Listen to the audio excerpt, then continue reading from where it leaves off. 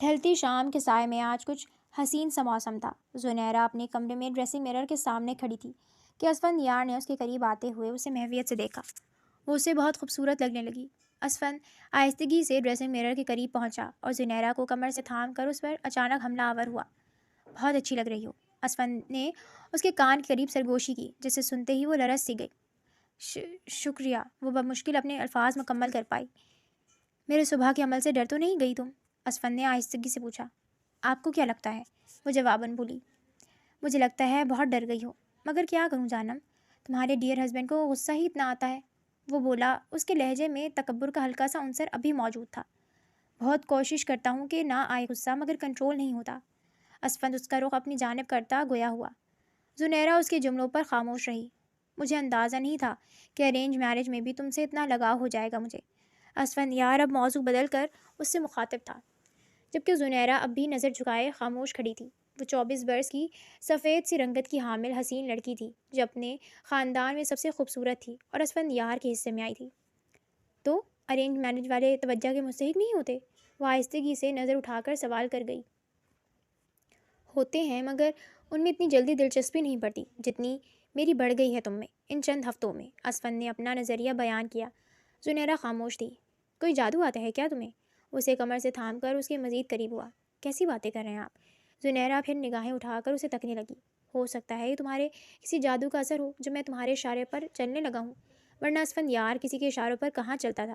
اسفند نے اس کی گردن میں سر دیتے کہا اور اس کے بالوں کی خوشبو کو محسوس کیا۔ ایسا تو نہیں ہے۔ وہ اپنے محرم کی قربت پر لرز گئی۔ اب تو سب یہی کہتے ہیں۔ اسفند یار نے اس کے کان پر لب رکھ کر سرگوشی کی۔ وہ آنکھیں موندے اپنی زوجہ کے حصار میں عجب سا سکون محسوس کر رہا تھا، لیکن اس کے سکون میں خلل ڈالتا وہ لمحہ حاضر ہوا جب ملازمہ نے دروازے پر دستک دی۔ وہ دستک سن کر چونکا اور دانت بھیجتے زنیرہ سے دور ہوا۔ کیا مسئلہ ہے؟ وہ دروازہ کھول کر سخت لہجے میں ملازمہ سے مخاطب تھا۔ وہ نعمان صاحب آئے ہیں، ملازمہ نے آہستگی سے سہم کر کہا۔ اسفند نے گہری سانس لی۔ ٹھیک ہے، آ رہا ہوں، وہ کہتا ملازمہ کو رخصت کر گیا اور خود بھی کوٹ پہن کر روانہ ہونے لگا۔ زنیرہ اسے خاموشی سے کھڑی سوالیہ نظروں سے دیکھ رہی تھی، جبکہ اسفند یار اسے مکمل نظر انداز کرتا کمرے سے نکل گیا۔ کچھ لمحے گزرے۔ اسفند یار اپنے گھر کے گیسٹ روم میں حاضر ہوا، جہاں اس کا دوست اور بزنس پارٹنر نعمان صوفے پر بیٹھا اس کا انتظار کر رہا تھا۔ اسفند کی آمد پر نعمان فوراً کھڑا ہوا اور اس سے گرم جوشی سے ملا۔ اسفند یار بھی گرم جوشی کا مظاہرہ کرتے اس کی جانب بڑھ کر مصافحہ کرنے کے بعد اس سے گلے ملا۔ کیسے ہو؟ اسفند یار نے پوچھا۔ ٹھیک ہوں، سوری تمہاری شادی میں شرکت نہیں کر سکا۔ نعمان نے شروعات میں ہی معذرت کی۔ چلو کوئی نہیں، کاروبار بھی اہم ہے، آفٹر آل میں نے ہی تو تمہیں بھیجا تھا، تو پھر ناراضگی کہاں بنتی ہے؟ اسفند یار نے اس کا کندھا تھپتھپاتے خوش مزاجی سے کہا، اور وہ دونوں صوفے پر بیٹھ گئے۔ یہ بتاؤ کام کیسا رہا؟ جو ڈیل تمہیں دی گئی تھی وہ تم نے کلوز کی؟ اسفند یار نے متجسس انداز میں بیٹھتے ہی سوال کیا۔ ہاں، وہ کامیاب ہو گئی ہے، پروجیکٹ ہمیں مل چکا ہے۔ نعمان نے مسکرا کر اسے خوشخبری دی۔ بہت خوب، تم سے اسی چیز کی امید تھی مجھے۔ اسفند یار نے حوصلہ افزائی کی۔ بھابھی سے نہیں ملواؤ گے؟ تحفہ لایا ہوں ان کے لیے، انہی کو دوں گا۔ نعمان نے موضوع بدلتے اب مدعے کی بات چھیڑ دی۔ ٹھیک ہے، میں بلاتا ہوں۔ اسفند یار اس بات میں سر ہلاتا کمرے سے روانہ ہونے لگا۔ کچھ ہی لمحے گزرے تھے کہ اسفند یار اب اپنی بیگم کو اصرار کرتے ہوئے اسے بلا کر گیسٹ روم میں اپنے دوست کے روبرے لے آیا۔ نعمان نے جب پہلی نظر میں زنیرہ کو کمرے میں داخل ہوتے دیکھا تو اسے دیکھتا ہی رہ گیا، کیونکہ زنیرہ حد سے زیادہ خوبصورت تھی۔ نعمان کو اپنی آنکھوں پر یقین نہ آیا کہ اسفند یار کو اتنی خوبصورت لڑکی ملی ہے۔ اسی لمحے نعمان کے دل میں حسد کی چنگاری بھڑک اٹھی۔ السلام علیکم۔ وہ آہستہ سے گویا ہوتی سلیقے سے اگلے صوفے پر آ بیٹھی۔ اس کی آواز سن کر نعمان خیالات سے فوراً باہر نکلا۔ وعلیکم السلام بھابھی، کیسی ہیں آپ؟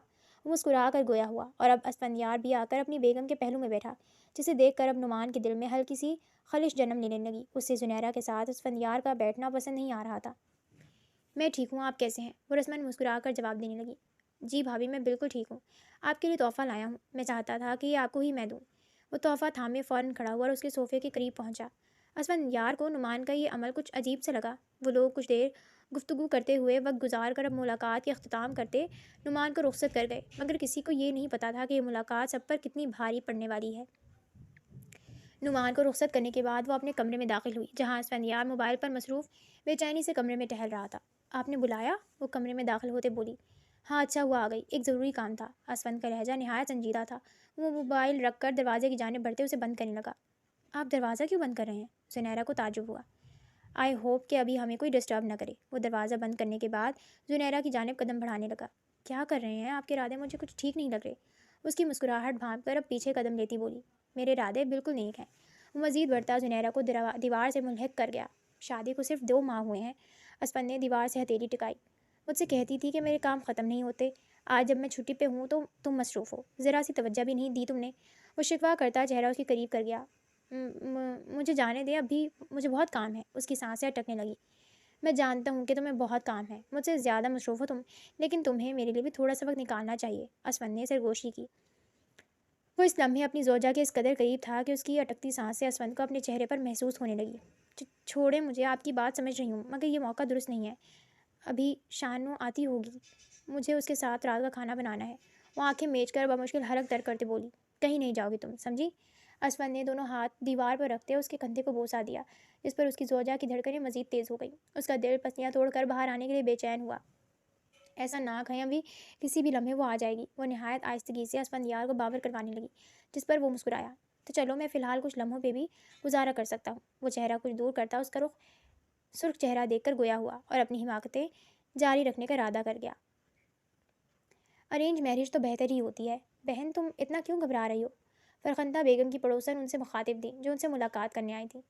میں اسفندیار کے غصے سے پریشان ہوں، وہ اکثر غصے میں اپنا آپا کھو بیٹھتا ہے۔ فرخندہ بیگم اپنے بیٹے کے لہجے اور خصلت کی فکر میں بولی۔ فرخندہ بیگم کے 2 بیٹے تھے، مظہر اور اسفندیار۔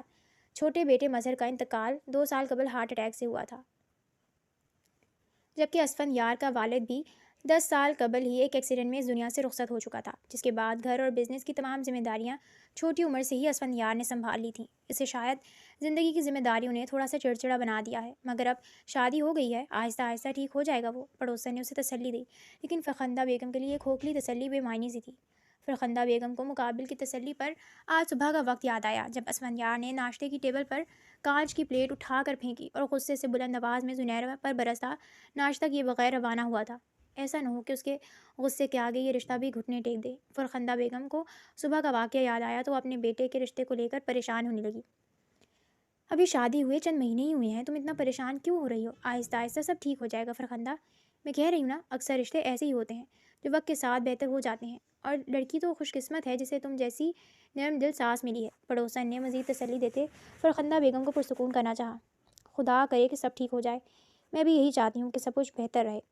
فرخندہ بیگم کو خدشہ تھا کہ اپنے بیٹے کے رویے کے سبب اس کی شادی شدہ زندگی میں کافی منفی اثر پڑے گا، لیکن یہ تو وقت ہی بہتر بتا سکتا تھا کہ اس کی زندگی آخر کس سمت چلنے جا رہی تھی۔ آسمان نے گہری سیاہ چادر اوڑھ لی تھی، یعنی رات ہونے کو تھی۔ نعمان اسفندیار کے گھر سے آنے کے فوراً بعد خود کو کمرے میں قید کر گیا۔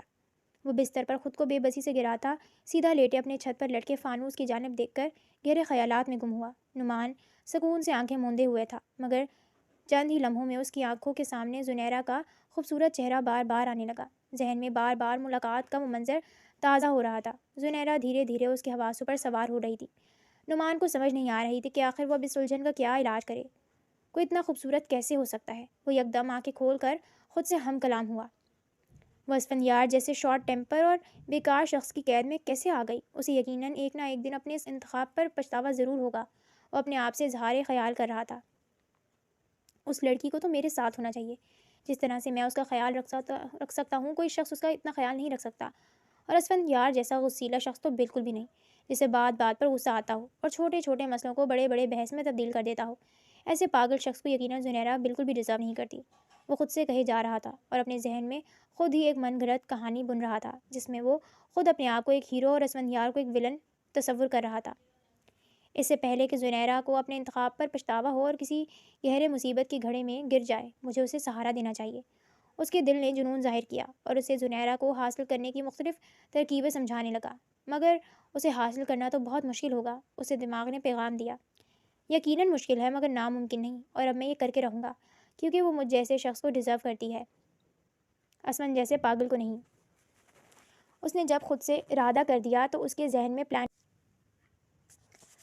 وہ گہری تاریکی میں سرسراتی ہوا کے سنگ چھت پر اسفندیار کے ساتھ بیٹھی اس لمحے میں سکون محسوس کر رہی تھی۔ اس نے اسفند کے کندھے پر سر رکھا ہوا تھا۔ آپ کو آج کا کھانا کیسا لگا؟ زنیرہ نے آہستگی سے پوچھا تو اسفند مسکرا دیا۔ کافی اچھا بنا لیتی ہو، سارے کام اچھے سے آتے ہیں۔ کیا روٹھے کو بنانا بھی آتا ہے؟ اسفند نے پرجوشی سے کہا، اور آخری لمحے میں آواز سرگوشی میں بدل گئی۔ آپ کیوں روٹھیں گے؟ زنیرا نے اس کے کندھے سے فوراً سر اٹھا کر اسے دیکھا۔ کیونکہ میں جاننا چاہتا ہوں روٹھے ہوئے کو کیسے منایا جاتا ہے۔ اسفند نے اس کے گال پر انگوٹھا پھیرتے ہوئے نرمی سے کہا، یہ تو کوئی بات نہیں، آپ کو بلا وجہ نہیں روٹنا چاہیے۔ وہ کہتے بیک وقت فکر مند اور برہم سی ہونے لگی۔ وہ مسکراتا زنیرا کا چہرہ تھام کر اپنے قریب کرنے لگا۔ یقیناً وہ پھر سے اس حسین موسم میں کچھ کرنے کا ارادہ رکھتا تھا، مگر اسی دوران اس کی جیب میں موبائل بجتا اسے اپنی جانب متوجہ کر گیا۔ اس نے آنکھیں میچ کر بیزاری سے ایک گہری سانس کھینچی اور اگلے لمحے میں موبائل نکالا۔ موبائل کی اسکرین پر اس وقت بھی نعمان کا نام چمک رہا تھا۔ نعمان کا نام دیکھ کر اسفند کو اہم کال کا گمان ہونے لگا اور اس نے فوراً اٹھا لیا۔ ہیلو، اسفند نے ایک بات کرنی تھی۔ اسفند کے مخاطب ہوتے ہی لمحے بھر کی تاخیر کے بغیر وہ فوراً بولا، کیا ابھی مل سکتے ہو؟ نعمان نے اسفند کا جواب سنے بغیر پھر سے کہا، ابھی تو کافی دیر ہو چکی ہے، لیکن چونکہ کل میں آفس آؤں گا تو تم سے ساری بات کر لوں گا۔ جو بھی اہم بات ہے وہ کل کریں گے، ٹھیک ہے؟ وہ اسے تسلی دیتا ٹالنے لگا تو نعمان نے غصے سے جبڑا بھیجا، اگر تم نہیں آ سکتے تو میں آ جاتا ہوں، تمہیں ایک فائل دینی ہے، اس پہ تمہارے سائن بھی چاہیے۔ نعمان نے خود کو پرسکون کرتے ہوئے اب اپنا پلان اس پر آشکار کیا، جسے اسفند یار سمجھ نہ سکا۔ سائن بھی کل آفس میں کروا سکتے ہیں نا؟ اسفند نے نعمان کو ٹالنے کی ایک اور ناکام کوشش کی، جبکہ وہ زنیرا یہ منظر تعجب سے دیکھ رہی تھی۔ سائن ضروری ہے اسفند، اس فائل کو کل بھجوانا ہے، اسی لیے آج تمہارے دستخط اس پر ہونا لازم ہے۔ تو یہ تم نے مجھے پہلے کیوں نہیں بتایا؟ خیر آ جاؤ، میں سائن کر دیتا ہوں۔ بالآخر اسفند یار اس کے اصرار پر رضامند ہوا، لیکن وہ یہ نہیں جانتا تھا کہ اب بہانوں سے گھر آنے کا یہ ایک نا ختم ہونے والا سلسلہ شروع ہو چکا تھا۔ نعمان اب اسی طرح چھوٹے چھوٹے بہانوں کے ذریعے اسفند یار کے گھر آنا جانا لگانا چاہتا تھا، جب تک اسے اپنی منزل حاصل نہ ہو جائے۔ کچھ دن مزید گزر چکے تھے۔ آج آفس میں وہ دونوں میٹنگ روم میں بیٹھے تھے، جہاں مینیجر کچھ پروجیکٹس پر تمام کمپنی کے ڈائریکٹر اس کو اہم بریف دے رہا تھا۔ یہاں اسفند یار اور نعمان بھی موجود تھے۔ بریف کے بعد تمام لوگ کمرے سے نکل گئے اور کمرہ خالی ہوا۔ اب کمرے میں اسفند یار اور نعمان بھی وہاں سے نکلنے لگے کہ نعمان نے اسفند کا بازو پکڑ کر اسے روکا۔ اسفند نے پلٹ کر اسے تعجب سے دیکھا، جس پر نعمان نے اسے بیٹھنے کا اشارہ کیا۔ کچھ ضروری بات کرنی ہے، نعمان نے کہا تو اسفند بھی اس کے قریب کرسی پر بیٹھ گیا۔ میں تمہیں ایک بھائیوں والا مشورہ دوں گا، برا مت ماننا۔ ہاں کہو، کیا کہنا چاہتے ہو؟ اسفند یار نے پوچھا۔ اتنی دفعہ تمہارے گھر آ کر اب مجھے کچھ اندازہ ہوا ہے کہ یہ لڑکی تمہارے لیے ٹھیک نہیں ہے، نعمان نے آہستگی سے کہا۔ کیا کہہ رہے ہو؟ وہ میری بیوی ہے۔ اسفند یار پر اس کا جملہ ناگوار گزرا۔ جانتا ہوں کہ وہ تمہاری بیوی ہے، میں تمہیں نہیں بتانا چاہتا تھا، لیکن یہ تمہارے لیے بھی ضروری ہے۔ وہ نہایت نرمی سے اور بناوٹی فکری لہجہ اپنا کر بولا، میں تمہیں اپنا بھائی مانتا ہوں اور تمہارا برا کبھی نہیں چاہوں گا۔ اس بات سے تمہارا دل وقتی طور پر ضرور دکھے گا، لیکن تم بڑے نقصان سے بچ سکتے ہو، نعمان نے مزید کہا۔ اسفند یار اس کی باتیں سن کر عجب سا الجھن رہا تھا۔ کس قسم کا نقصان؟ تم کیا کہہ رہے ہو؟ اسفند کے ماتھے پر سلوٹیں ابھریں۔ مظہر میرا بہت اچھا دوست تھا اور میں اس کے ساتھ اپنے سارے راز شیئر کرتا تھا، اسی طرح وہ بھی اپنے ہر خفیہ باتیں مجھ سے کیا کرتا تھا۔ یہ بات تمہیں پہلے نہیں بتانا چاہتا تھا کیونکہ اس بات سے تمہارا کوئی خاص تعلق نہیں تھا، لیکن اب چونکہ زنیرا بھابھی تمہاری بیوی ہیں، اس لیے میں تمہیں حقیقت بتانا چاہتا ہوں۔ اس نے ایک من گھڑت تفصیل دی مگر ادھوری۔ تم بات کیوں گھما رہے ہو؟ سچ سچ بتاؤ، کیا ہوا ہے؟ اسفند یار کا صبر آہستہ آہستہ تمام ہونے لگا۔ تم تو جانتے ہو 2 سال ہو گئے ہیں مظہر کو اس دنیا سے گئے ہوئے۔ کل اس کی برسی تھی اور اس دن مجھے اس کی بہت یاد آئی۔ میں نے اپنے لیپ ٹاپ کے سیکرٹ فولڈر میں اپنے اس بھائی کی تمام یادیں سنبھال کر رکھی ہیں، جسے میں نے کل کھولی۔ نعمان نے اپنی کہانی کا آغاز کیا، جسے اسفند یار گہری توجہ سے سننے لگا۔ میں نے اس کی پرانی چیٹس نکال کر دیکھی۔ مجھے پہلے بھی شک تھا کہ میں نے اس لڑکی کو کہیں دیکھا ہے، لیکن اب چیٹس دیکھنے کے بعد میرا شک یقین میں بدل گیا۔ نعمان نے سرسری طور پر انکشاف کیا، جسے اسفند یار نے نہ سمجھی میں نظر انداز کر دیا۔ بتانے سے بہتر ہے کہ میں تمہیں یہ سب کچھ سچ سچ دکھا دوں، تاکہ تمہیں میری بات پر یقین کرنے یا نہ کرنے کی کشمکش کا سامنا نہ کرنا پڑے۔ نعمان کہتا اپنا لیپ ٹاپ کھول کر فولڈر نکالنے لگا۔ اسفند یار نے اسے تعجب سے دیکھا۔ نعمان لیپ ٹاپ میں مظہر کی چیٹس کو نکال کر اب لیپ ٹاپ کا رخ اسفند یار کی جانب پھیر گیا۔ اسفند نے لیپ ٹاپ تھامتے تمام تر چیٹ پڑھنا شروع کی، جس میں اس کے بھائی نے نعمان سے اس بات کا اظہار کیا تھا کہ وہ جس لڑکی کو پسند کرتا ہے وہ کوئی اور نہیں بلکہ زنیرا ہے۔ چیٹس میں یہ انکشاف پڑھتے ہی اسفند کے پیروں تلے سے زمین نکل گئی۔ وہ مزید چیٹس پڑھنے لگا، جس میں کچھ وائس نوٹس اور کچھ چیٹ کی اسکرین شاٹ بھی موجود تھے، جو نعمان کو مظہر نے بھیجے تھے، جس میں زنیرا کا اقرار، اس کی بھیجی گئی اپنی تصاویریں اور پھر آخر میں اس کی شادی سے انکار کی کئی ساری وجوہات ان چیٹس میں موجود تھیں، جسے اسفند یار نے تفصیل سے دیکھنا شروع کیا۔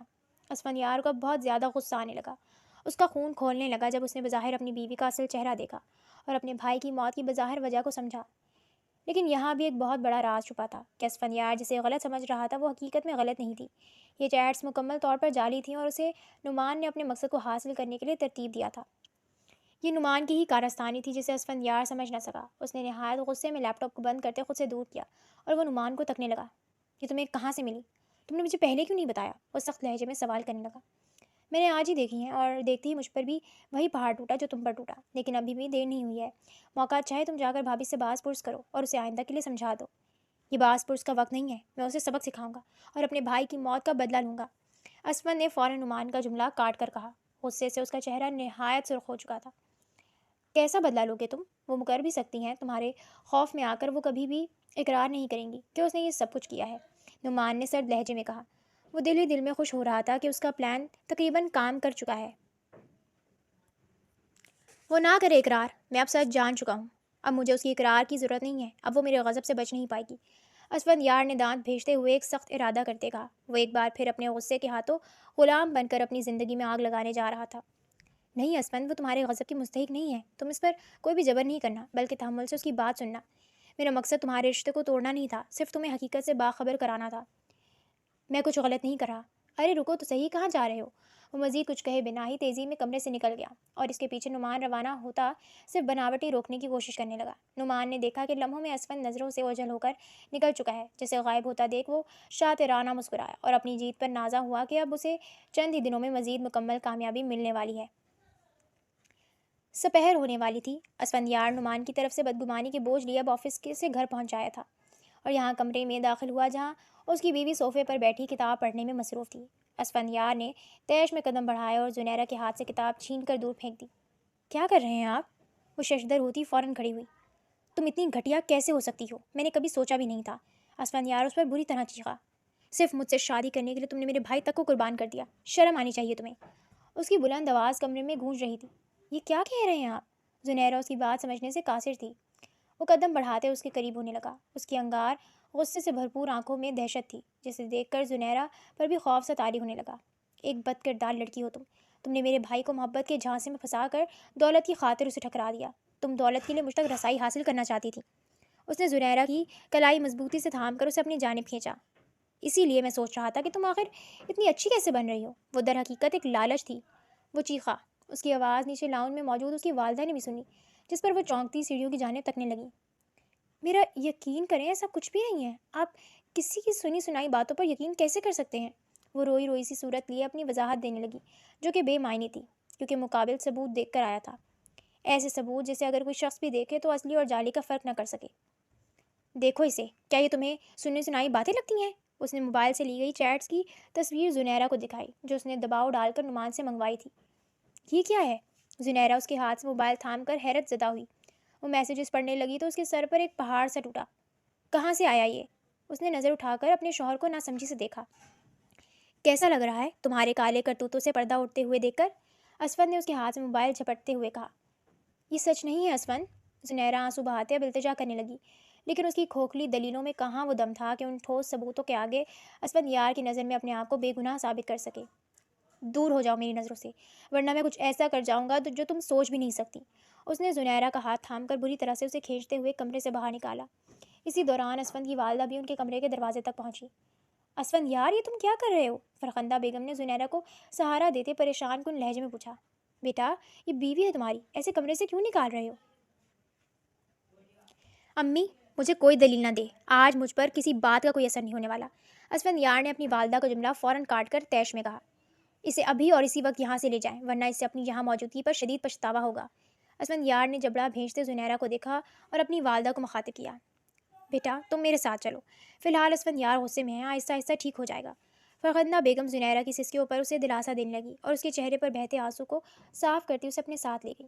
وہ معصوم، بے قصور، اپنے ہاتھوں کسی جرم نہ ہونے پر بھی خود کو سچا ثابت نہیں کر پا رہی تھی، مگر یہ اس کا محض امتحان تھا۔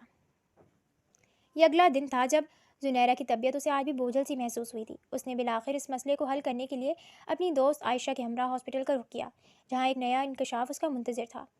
وہ لیڈی ڈاکٹر کی کیبن میں اس وقت موجود تھی، جہاں اسے چیک اپ کے بعد دوسری ڈاکٹر کی جانب سے یہاں بھجوایا گیا تھا۔ اس ہونے والی غیر معمولی عمل پر اسے کچھ گھبراہٹ سی ہونے لگی۔ ڈاکٹر، آپ پلیز بتائیں کیا ہوا ہے؟ آپ نے میری رپورٹس بھی دیکھ لی ہیں نا؟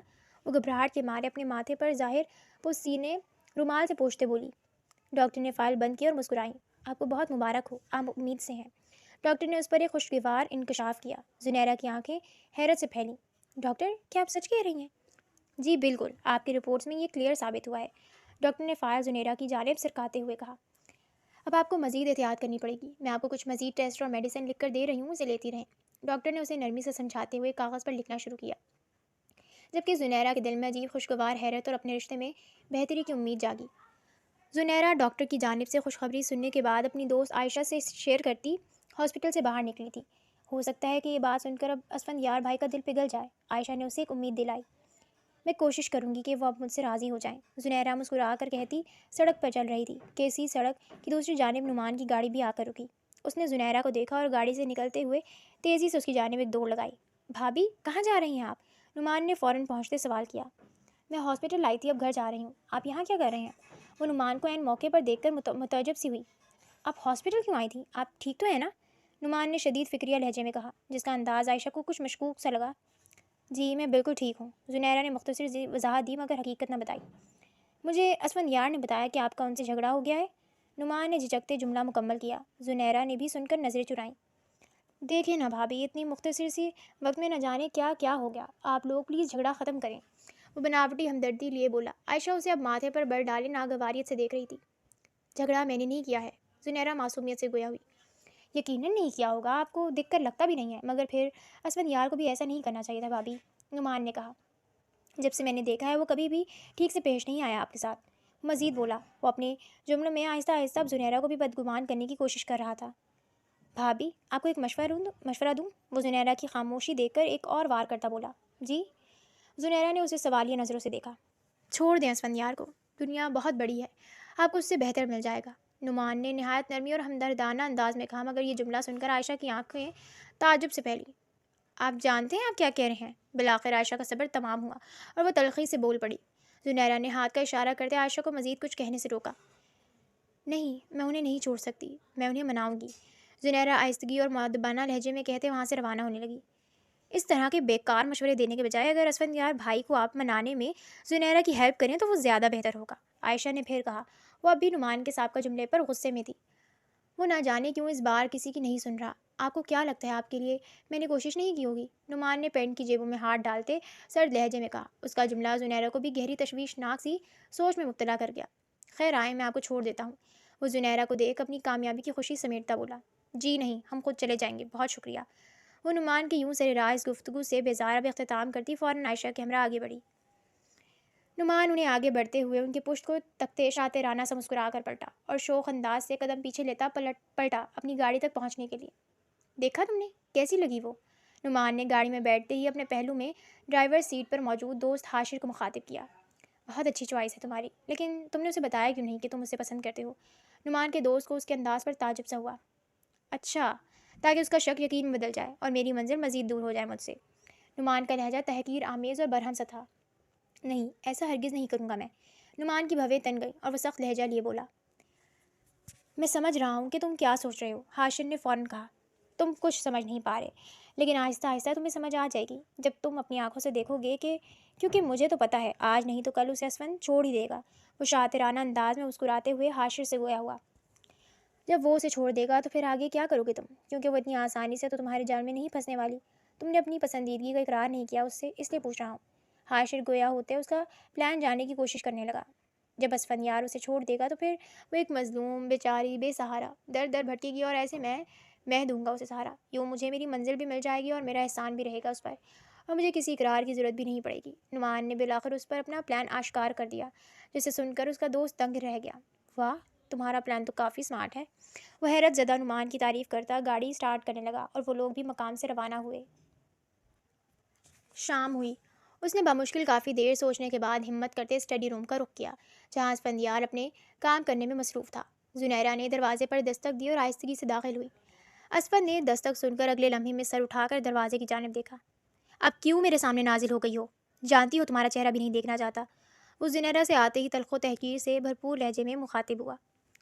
میں آپ کو کچھ بتانا چاہتی تھی، آج میں ڈاکٹر، مجھے تمہاری کوئی بکواس نہیں سننی، وہ کہنے لگی تھی کہ تلخ لہجے میں ٹوک کر اس کا ارادہ بے دردی سے کچل دیا گیا۔ سچ جاننے کے بعد تو نفرت ہونے لگی ہے تم سے، جب بھی تمہارا یہ چہرہ دیکھتا ہوں تو مجھے میرا وہ معصوم بھائی یاد آنے لگتا ہے۔ اسفند کے لہجے میں واقعی اپنی بھائی سے جدائی کا کرب پوشیدہ تھا، مگر وہ غلط انسان کو قصوروار ٹھہرا رہا تھا۔ اگر آپ سمجھ نہیں آ رہی میری بات؟ وہ پھر کہنے لگی کہ اسفند اس پر چیخا۔ وہ لرز گئی۔ پلیز دفع ہو جاؤ یہاں سے، بہت جلد ساری کارروائی مکمل ہونے کے بعد ہمیشہ کے لیے آزاد کر دوں گا تمہیں۔ تمہارا لالچی اور خونی پلان اب فیل ہو چکا ہے۔ وہ کہتا اسے ایک نئی تلخ خبر سنا گیا جسے وہ ساکت کھڑی دیتی رہ گئی۔ اس خبر پر زنیرہ کے وجود سے جان نکل گئی تھی۔ وہ اب اپنے کمرے میں بیٹھی آنسو بہاتی کال پر عائشہ سے مخاطب کی۔ کیا؟ طلاق؟ اسفند بھائی نے تمہیں ایسے کیسے کہہ دیا؟ عائشہ اس کی سنائی گی رداد پر حیرت زدہ تھی۔ مجھے بھی یقین نہیں آ رہا۔ اس نے اپنے آنسو صاف کیے، مگر کوئی یہ نہیں جانتا تھا کہ زنیرہ اسی لمحے ایک اہم فیصلے کے قریب ہے۔ لیکن کیا تم نے انہیں خوشخبری کو بتایا نہیں؟ عائشہ نے پوچھا۔ نہیں بتا سکی، انہوں نے میری بات نہیں سنی۔ کبھی کبھی ایسا ہی ہوتا ہے، قسمت کی بات ہے کہ جب کوئی چیز انسان کو حاصل ہو جاتی ہے تو پھر اس کی قدر نہیں رہتی۔ اتنی بڑی خوشخبری تھی اور بھائی نے سنی تک نہیں۔ مجھے تو بہت افسوس ہو رہا ہے، عائشہ سرد لہجے میں افسوس سے بولی۔ اس کے جملوں پر زنیرہ گہری سوچ میں مبتلا ہو گئی۔ تو یعنی لا حاصل کی قدر ہوتی ہے؟ اس نے ماتھے پر بل ڈالے سوال کیا۔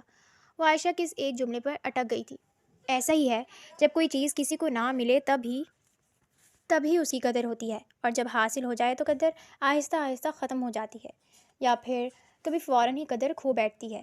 عائشہ نے اپنے جملے کی وضاحت کی، جسے سنتے ہی زنیرہ کے ذہن نے اسے ایک سخت قدم اٹھانے کا پیغام دیا۔ زنیرہ نے عائشہ کے جواب پر اب سوچ لیا کہ اسے کیا کرنا ہے جو اس سارے مسئلے کو فوراً حل کر دے۔ یہ اگلی صبح تھی جب ناشتے کی میز پر فرخندہ بیگم اور اس کے صاحبزادے اسفندیار موجود تھے اور دونوں ناشتہ کرنے میں مصروف تھے۔ تمام ملازمین کے ارد گرد ناشتہ پیش کرنے کے لیے کھڑے تھے، جبکہ فرخندہ بیگم نے کافی دیر سے زنیرہ کی آمد کا انتظار کر رہی تھی، مگر وہ نہیں پہنچی، اور یہ بات اب فرخندہ بیگم کو غیر معمولی اور پریشان کن سی لگی۔ بیٹا زونی کو بھی بلاؤ، اسے بھی تو ناشتہ کرنا ہوگا نا؟ فرخندہ بیگم بالآخر ملازمہ سے مخاطب ہوئیں۔ ہم انہیں بلانے گئے تھے مگر وہ اپنے کمرے میں نہیں ہیں، اور یہی بات کب سے آپ کو بتانا چاہتے تھے بڑی بیگم صاحبہ۔ کیا؟ اور یہ تم مجھے اب بتا رہی ہو؟ فرخندہ بیگم کے ماتھے پر فکر کے مارے بل ظاہر ہوئے۔ کیا کہہ رہی ہو؟ ہوش میں ہو تم؟ اسفندیار پر بھی یہ خبر حیرت کا پہاڑ توڑ گئی۔ وہ ملازمین سے اسی سخت لہجے میں مخاطب تھا جو اس کا روز کا رویہ تھا۔ کہاں ہے وہ؟ اس نے پھر پوچھا۔ میں ٹھیک کہہ رہی ہوں، وہ کمرے میں نہیں ہے صاحب، ملازمہ لرز کر ہمت کرتے بولی۔ تو ڈھونڈو اسے، کہاں چلی گئی؟ اسفندیار نے تیش میں پھر کہا۔ ارے تم لوگ پریشان کیوں ہو رہے ہو؟ گھر میں ہی ہوگی، سب مل کر ڈھونڈو اسے، کہیں اس کی طبیعت خراب نہ ہو گئی ہو، کہیں گر پڑ نہ گئی ہو، کافی دن سے اس کی طبیعت ٹھیک نہیں تھی۔ فرخندہ بیگم نے ماحول کو ٹھنڈا کرنے کے لیے سب کو تسلی دی، ساتھ ہی ملازمین کو حکم دے کر روانہ کیا۔ حکم پر کچھ ہی دیر میں ملازمین پورے گھر میں پھیلتے زنیرہ کا ڈھونڈنے میں مصروف ہو گئے۔ انہوں نے لمحے بھر میں پورا گھر چھان مارا، لیکن زنیرہ کہیں نہیں ملی۔ صاحب ہم نے ہر جگہ ڈھونڈ لیا، وہ گھر میں کہیں بھی نہیں ہے، ایک ملازم اسفندیار کے پاس دوڑ کر حاضر ہوتا بولا۔ Dam it! اسفندیار نے اپنا ہاتھ، یہ خبر پھیلتے پھیلتے اب بالآخر نعمان تک بھی پہنچ چکی تھی، جسے سن کر وہ یقین نہ کر سکا۔ وہ کیسے غائب ہو سکتی ہے اور کہاں جا سکتی ہے؟ اسے پورے شہر میں ڈھونڈو، وہ یہیں کہیں ہوگی۔ نعمان طیش میں کرسی سے اٹھ کھڑا ہوا اور اپنے کارندوں سے مخاطب ہوا۔ وہ مجھے ہر حال میں ہر قیمت پر چاہیے۔ اس کے لہجے میں ایک عجب سا جنون تھا۔ زنیرہ کی گمشدگی کی خبر پر اس اسفندیار اور نعمان کے ارد گرد ہلچل سی مچ رہی تھی۔ تمام لوگوں کی کوششوں کے باوجود بھی وہ کسی کے ہاتھ نہیں آ رہی تھی۔ آخر اسے زمین کھا گئی یا آسمان نگل گیا، کسی کو کچھ سمجھ نہیں آ رہا تھا۔ ایک جانب نعمان ناخوشگوار خبر پر بہت حیرت زدہ اور پریشان سا تھا، جبکہ دوسری جانب اپنے دکھ کا مداوع کرنے اور حل تلاش کرنے کے لیے اسفندیار بھی اس کے گھر کا رخ کر گیا۔ اتنی مشکل سے تو اس کا پیچھے چھڑایا تھا اس پاگل آدمی سے، اب جب میری دسترس میں وہ آنے ہی والی تھی تو یہ نیا مسئلہ کھڑا ہو گیا۔ نعمان نے کمرے میں ٹہلتے بے چینی سے کہا۔ یہ کھیل اب بھی کھوکھلا ہے نومی، کبھی زندگی میں اسے اگر یہ سچ پتہ چل گیا کہ تم نے اسے ایک جال میں پھنسا کر جعلی ثبوتوں کے ذریعے حاصل کیا ہے تو کیا وہ تم سے نفرت نہیں کرنے لگے گی؟ نعمان کے دوست نے سرد لہجے میں اسے حقیقت سے آشنا کروایا۔ یہ وہی دوست حاشر تھا جو اس دن گاڑی میں بھی نعمان کے ساتھ سوار تھا اور اس کے تمام رازوں سے بھی بخوبی واقف تھا۔ یہاں اسے یہ سب کچھ کون بتائے گا کہ میں نے اسے دھوکے سے حاصل کیا ہے؟ کیا تم بتاؤ گے اسے؟ نعمان پلٹ کر اسپاٹ لہجہ لیے حاشر سے گویا ہوا۔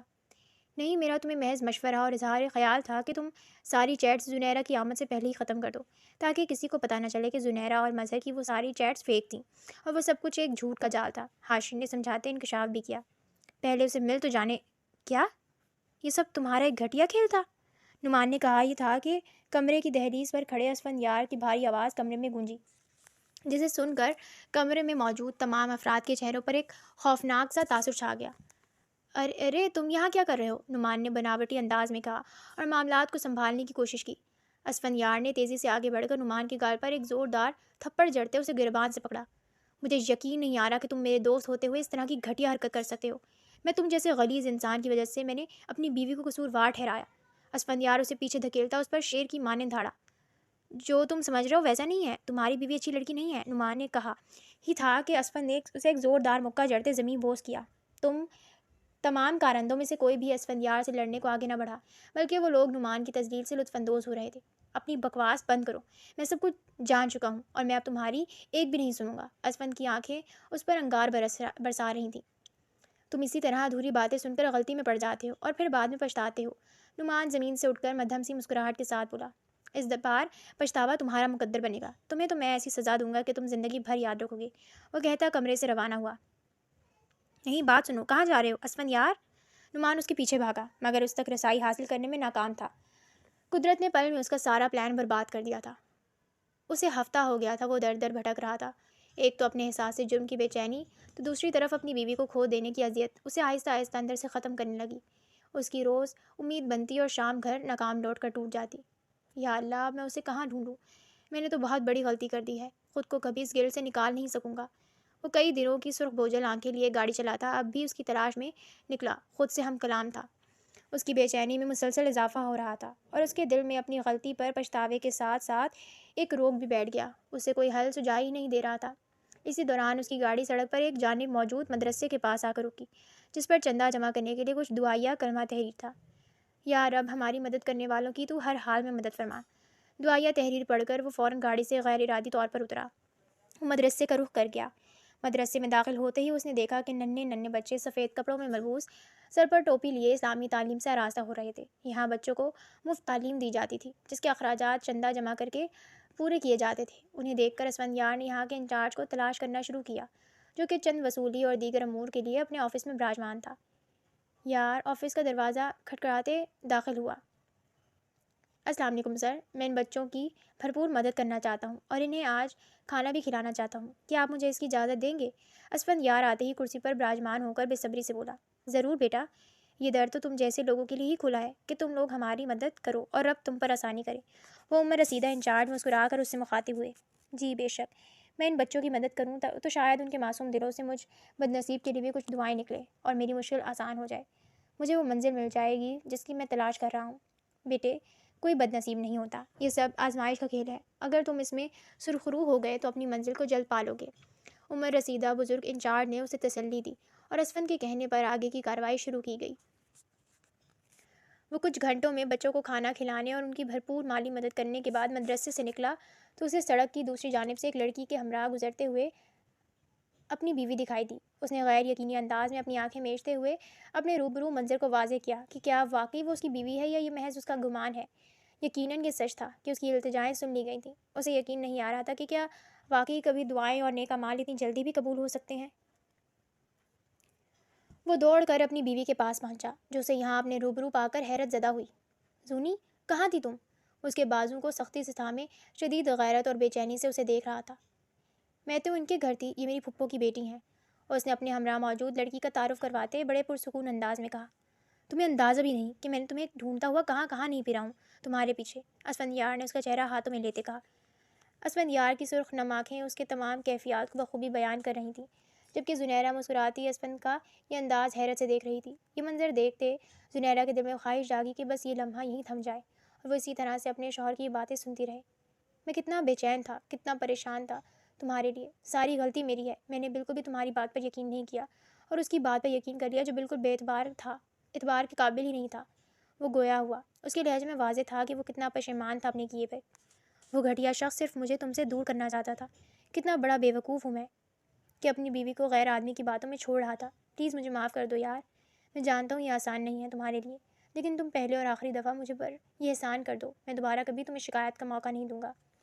وہ بولے جا رہا تھا یہاں تک کہ اس نے اب جملے کے اختتام میں زنیرہ کے سامنے التجا کرتے اپنے ہاتھ جوڑے، جسے دیکھ کر زنیرہ شرمندہ ہوتی ارد گرد دیکھنے لگی کہ سڑک پر گزرتے لوگ حیرت سے انہیں دیکھ رہے تھے۔ آپ ایسی باتیں کیوں کر رہے ہیں؟ یہ میرا ذاتی اور عارضی فیصلہ تھا، میں آپ سے دور نہیں کی تھی، بس کچھ دنوں کے لیے پھپھو کے گھر میں ٹھہری رہی کہ ہو سکتا ہے آپ کا غصہ کم ہو جائے اور آپ راضی ہو جائیں۔ زنیرہ نے اسفندیار کے ہاتھ تھام کر اسے مطمئن کیا۔ تم اب میرے ساتھ چلو، میں بہت زیادہ پریشان ہوں تمہارے لیے، امی بھی بہت زیادہ پریشان ہیں، تمہیں دیکھیں گی تو خوش ہو جائیں گی۔ وہ اس کا ہاتھ پکڑے اپنے ہمراہ لے جانے لگا، مگر اسے احساس ہوا کہ زنیرہ نے ایک قدم بھی نہیں بڑھایا، وہ اپنی جگہ پر ساکت کھڑی ہے۔ تم میرے ساتھ چل رہی ہو نا؟ وہ پلٹ کر اسے دیکھتا فکریہ لہجے میں سوال کرنے لگا۔ جی، میں آپ کے ساتھ چلوں گی، وہی میرا گھر ہے، وہی میرا اصل ٹھکانہ ہے۔ بس آپ مجھ سے ناراض نہ ہوا کریں، انسان خطا کا پتلا ہے، غلطیاں ہوتی ہیں اور بدگمانیاں بھی آتی ہیں۔ غلطیوں اور بدگمانیوں کے چلتے رشتوں کو ختم کر دینا عقل مندی نہیں، بلکہ ایسے مسائل دور کرنا ہمارا کام ہے جو رشتوں کو کمزور کرتے ہیں۔ اسے آخری نصیحت کرتے ہوئے اس کے ہمراہ اپنے دوست کے لیے روانہ ہوئی۔ بلا شبہ یہ ایک آزمائش تھی جس کے چلتے ہی ان کا رشتہ مزید